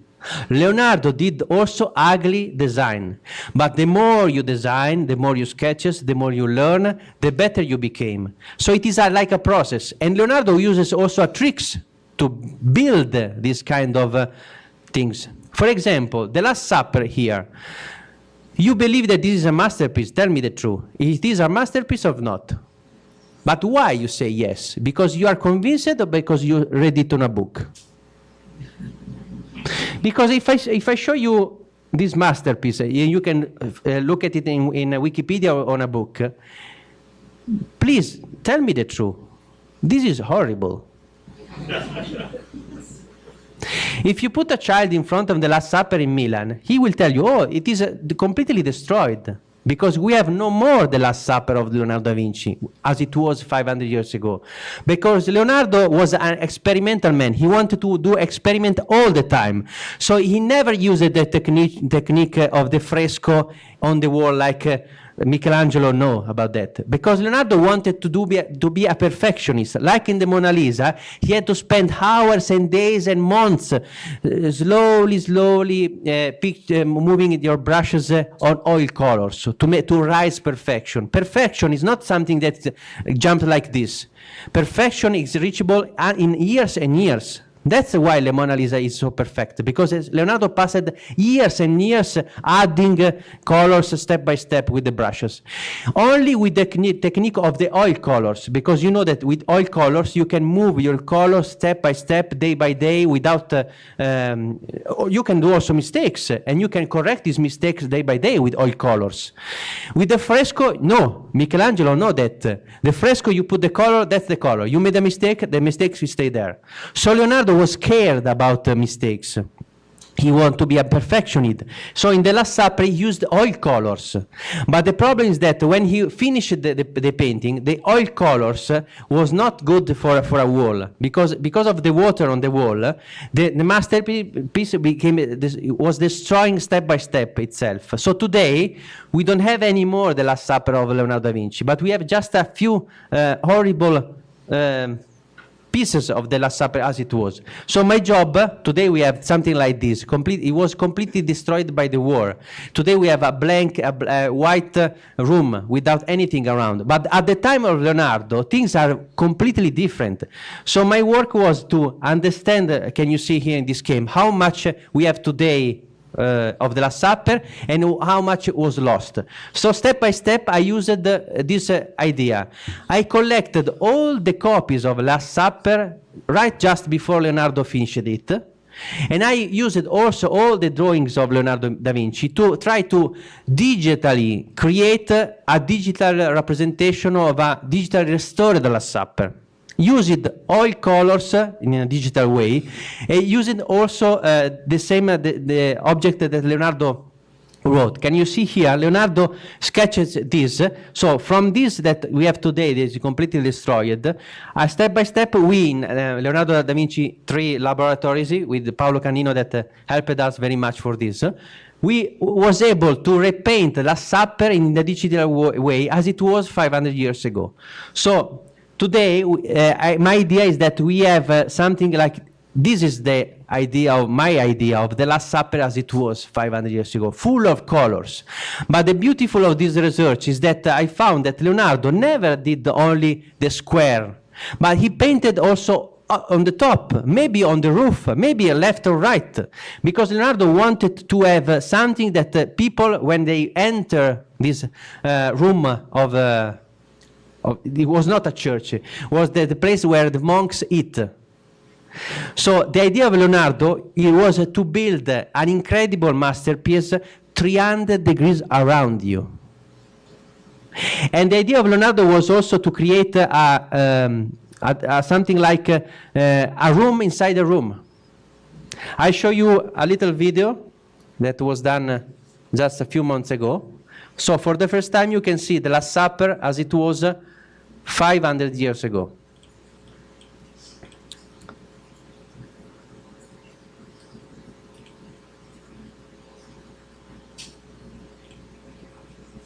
Let me find it, just a moment.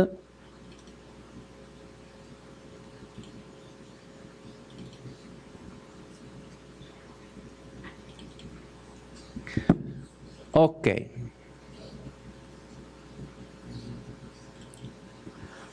You don't have audio, but I will explain to you.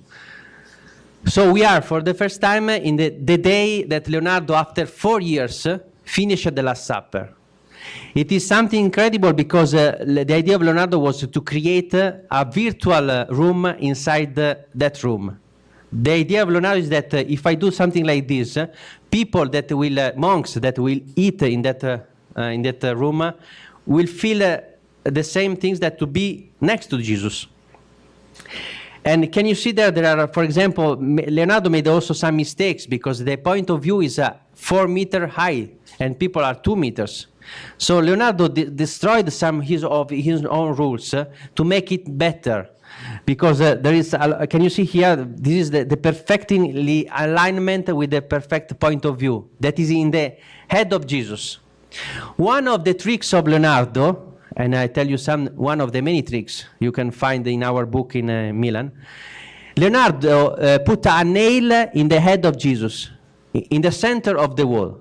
Because in the center of the wall is the center of the perspective line, right? So he connected with ropes all the real window and the real doors of the real room. In this way, it's like Leonardo used an ancient laser technology to be able to sketch directly on the wall, line so perfect. So the perfect line of Leonardo da Vinci, the wall is 8 meters wide, was done with these techniques, using ropes and nails. These are tricks, secrets, techniques that Leonardo learned from Verrocchio when he was young. A lot of things in the Last Supper was based on tricks, like the tricks of the lights, for example. This is very nice. Maybe Leonardo used a candle, a real man in front of the wall, with the candle that makes lights.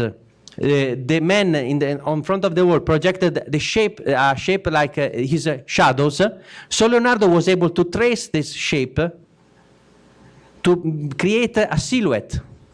So the Last Supper was done using tricks and technology of that time. And from my point of view, for the first time, I can show you later, Leonardo, what invented here?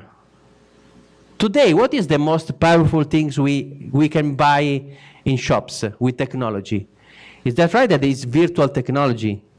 Leonardo invented a virtual environment before 500 years ago, because people there can feel to be able to eat next to Jesus, because all around him was painted. And if you think that Leonardo, at the time of Leonardo, there was no Wikipedia, television, computer stuff, that was entering that room was something incredible for the people of that time. It was something like enter in a virtual environment to see something spectacular, something that happened 500 years before Leonardo, because it was a religious stuff. So, from my point of view, Leonardo, as you can understand, is a very, very an inspiring man that can inspire our children. Again, with these two secrets, study a lot and copy a lot, and being inspired by the nature. I want to say hello to you with the last images I show every time. I show you, let me see if I found it. That is, okay.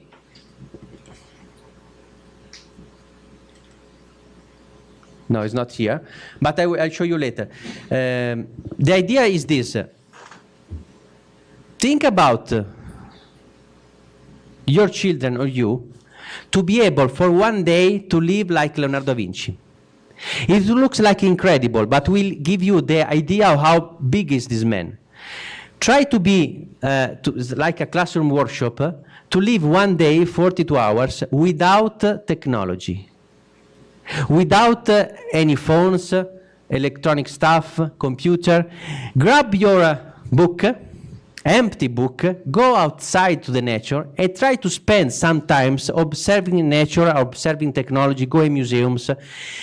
Every time I tell this to people, they say, okay, I will do that, but nobody has the power to do that. But it's very important for our children to understand that Leonardo da Vinci is an inspiration for us, because he can give you the way to not to be used by technology, but today, if we get inspired by Leonardo, we can use technology, as Leonardo could never do that, to create hundreds of times the things that Leonardo did. So this is very important for our culture and our purpose of inspiring children. Thank you for being here, and if you have questions, I'm here. Thank you very much.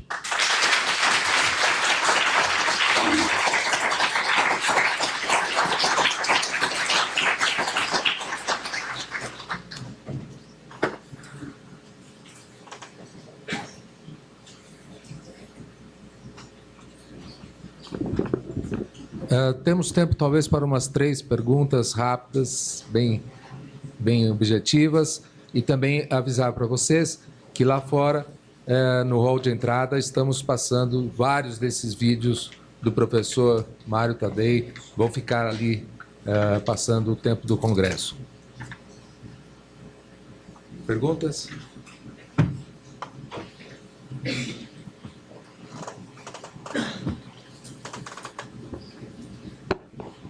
Nosso, in English or in Italiano. I want to know how you about the tools to develop these 3D models. How many times you develop these 3D models, and what tools do you use? Okay, the question is which tools I use it. Believe me, I use exactly the same tools modern technology used to build the video games. There is a tool that is something like we call Unity or Unreal Engine that is made to create video games. In our museums, in our shops, in workshop, we use this technology, like 3D Studio Max, also AutoCAD, Photoshop, Director, whatever you want. But the most important part is that all this technology is not so expensive. A student, if we have some students here, that maybe if they want to buy some software, they will find that they are very expensive. This is not true, because if you look for example, for other tools that are free, you can do also three-dimensional models like this. My work is basically is this. Sorry, I don't tell you because this is my story, but I use it after I scanned all the documents. I have on my computer in Leonardo 3 laboratory, we have all the 6,000 pages in high resolution. Then I use it a computer stuff like a computer tool like 3D Studio Max or AutoCAD. Sometimes I use it outside, but you can do whatever you want. For example, Blender is free. You can download it and you can use it. I use this software like a virtual infinite workshop, because I can build pieces, and these pieces of wood are virtual. I can multiply by 100 times what I want, and I can use the same object in the next project. So I build the three-dimensional model. I do a feedback on and off in the documents of Leonardo, because I wanted to be sure that my design exactly is a Leonardo idea.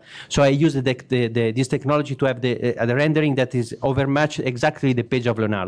After I do this, I use the same technology to create animation and cinematics inside the model.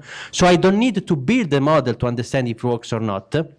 This gives me the possibility for the first time not to take 1 year to study a machine, but 1 week. I usually use 1 week. Today I can do it also in 2 days, but when I was younger, it takes me 1 month to study a machine, to build it in three-dimensional, to make it working. When I finish this three-dimensional model that is also the cinematic animated, I can use the three-dimensional model, to create images that goes to the museums or on books, three-dimensional renderings. I can use the same three-dimensional softwares with using Director or other stuff to create a software I showed you. And then I go directly to the workshop where I print the dimensional lines to build directly the wood model. One very important question. I need to build for real this machine. Our museum is full of wood machines, because this is very important. If you just keep your mind inside the computer, you make a lot of mistakes.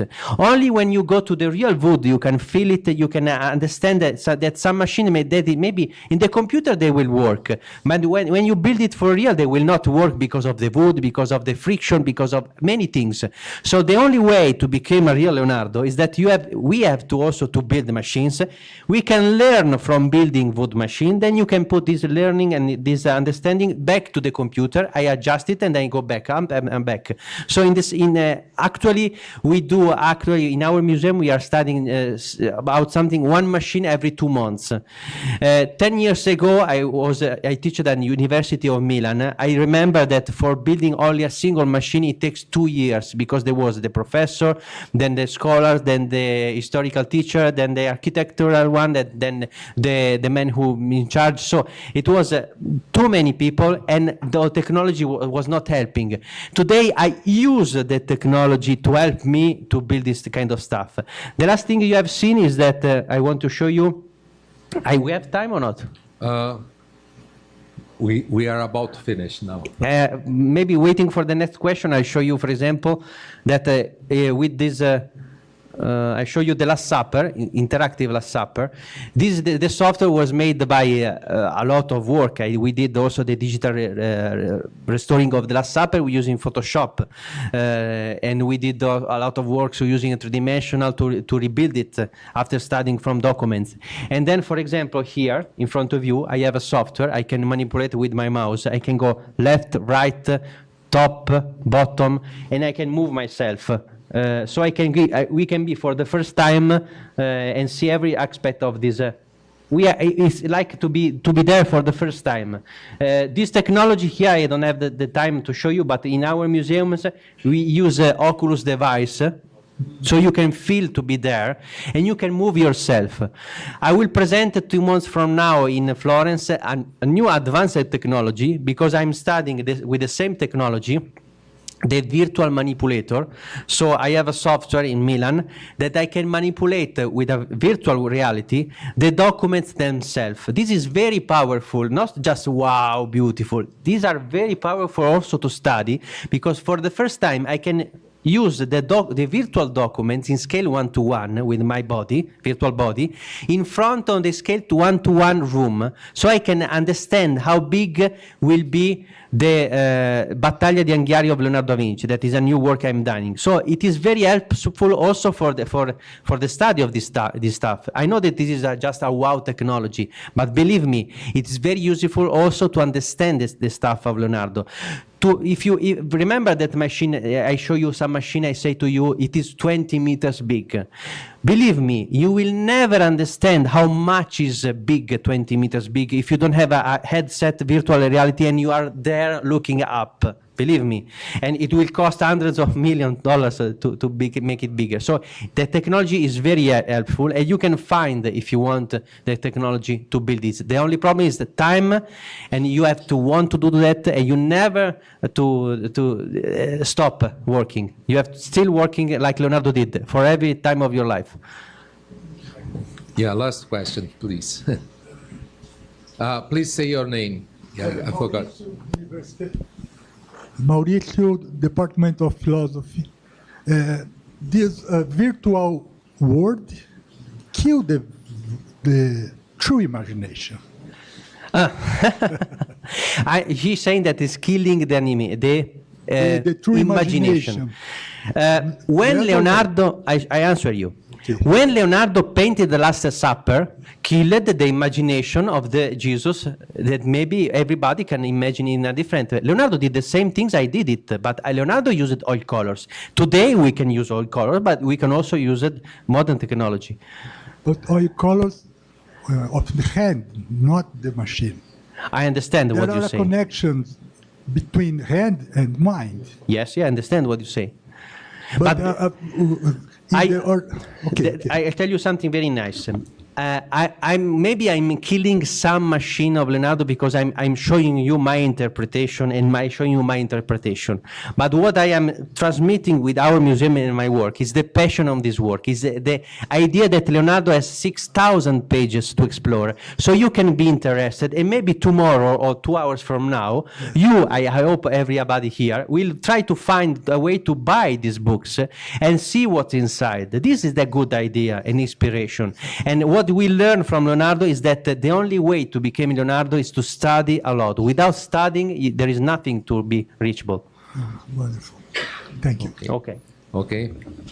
Thank you, Professor Tadei, again. And talvez ele vai continuar aqui, talvez vocês possam ainda conversar com ele e ver os vídeos e o material dele que está na internet. Ok? Então, obrigado novamente. Okay, thank you very much.